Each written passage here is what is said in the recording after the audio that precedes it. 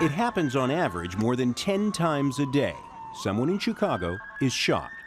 I'm praying that it don't get worse, that it does stop, but at the rate it's going now, it looked like it might triple. Last year, there were 2,988 shootings in Chicago. So far this year, there have been more than 2,600, nearly double the rate of 2015. But the increase from last year to this year is significant and alarming.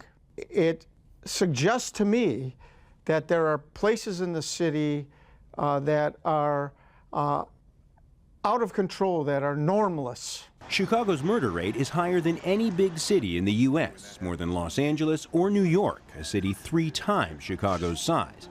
And it's getting worse.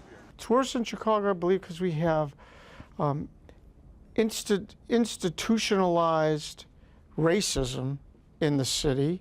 African Americans in the city have been walled off from the rest of Chicago for 50 or more years. Chicago's the most segregated city, black-white, in the United States. People with middle-class values and wherewithal, they moved out. And so that what you have left are the poorest of the poor, the most hopeless of the hopeless, the most destitute of the destitute.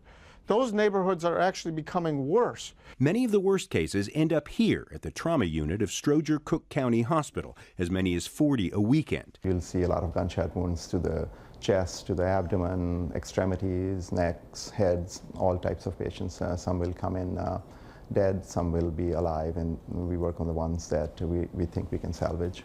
Violence in Chicago peaked in the 1990s as gangs fought over turf to sell a lucrative new drug, crack cocaine. When the territorial boundaries had settled, largely around high-rise public housing projects, the city tore down high-rises like Cabrini Green, which once towered over this very spot. Then police systematically arrested the gang leaders. That beheaded the gangs, but it turned every corner in drug territory into a battleground. Derek Brown, a former gangster who now teaches kids to box their way out of the hard life, remembers when Chicago's gangs were large and disciplined. The discipline code of the streets has left. You know, there's no leaders out here. So when there's no leader, there's no structure. So now crime is coming from children. You have 16-year-old children are killers now.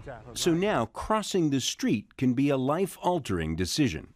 They stab you in your neck? What they stab you for? On Houston, because I crossed that line between the gas station and going on the other side. Chicago's violence has taken years to reach this level, and nearly everyone we spoke to agrees it will take years more to get better.